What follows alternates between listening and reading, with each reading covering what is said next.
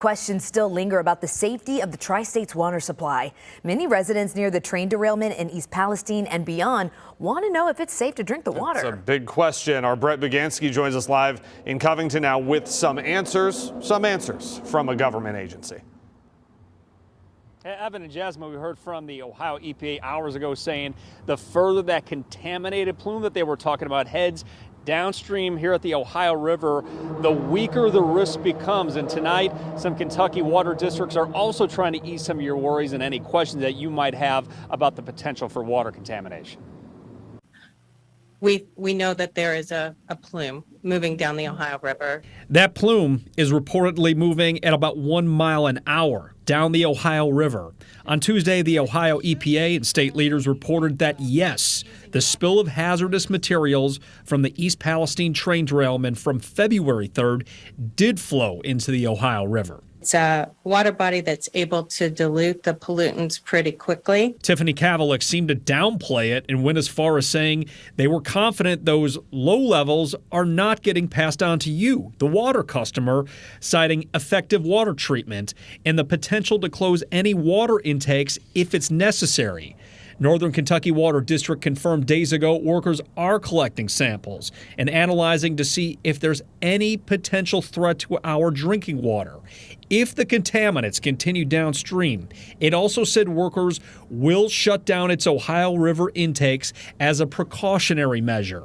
This water district covers nearly 300,000 people in Campbell and Kenton counties, but also covering portions of Boone, Grant, and Pendleton counties, as well as the airport. That stuff ain't good for you. Jack Duncan lives in Erlanger and is still skeptical about Tuesday's water update, especially after remembering some of the video that came out of East Palestine showing clouds of smoke after the explosion from this train derailment. Do not load cars like that in a train. I mean, you know, you're creating a bad situation. And the Northern Kentucky Water District is also trying to ease your worries, saying they have a state-of-the-art water treatment facility, which is all designed to keep you safe, keep the water safe. Meanwhile, they said they are communicating with other state agencies and just staying in tune just to make sure they don't have to go to Plan B. We're live in Covington tonight. Brett Bagansky, WCPO 9 News.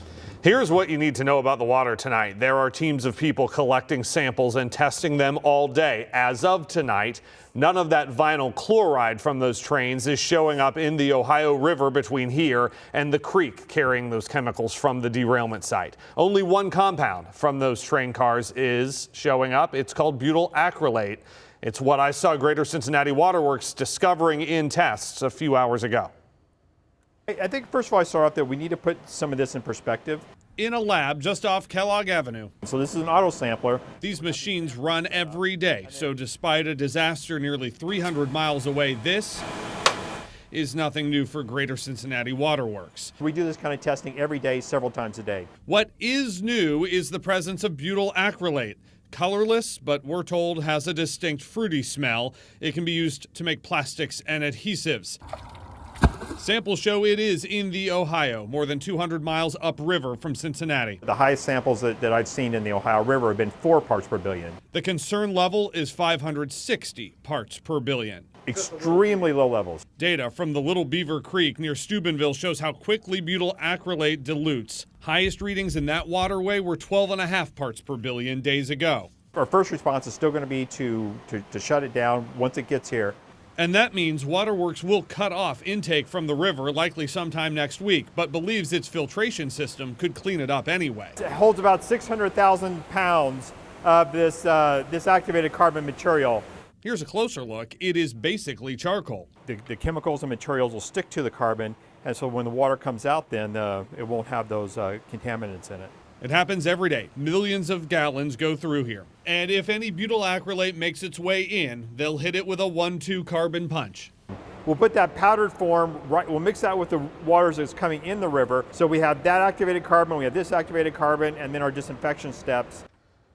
They say no need for filters at home or work. Something interesting we learned from state leaders today, it was that regular testing from Greater Cincinnati Waterworks that first caught the butyl acrylate in the water up there. We'll keep you updated as testing continues. Lawsuits continue to be filed over that derailment, and one is asking for more than damages. A lawsuit filed by two people who live across the border in Pennsylvania calls for Norfolk Southern to pay for medical screenings and related care for anyone living within 30 miles of the derailment. They want to figure out who was impacted by the toxic chemicals that were released. Norfolk Southern isn't commenting on the lawsuit. Meanwhile, a town hall is scheduled tomorrow evening at East Palestine High School where people can ask questions.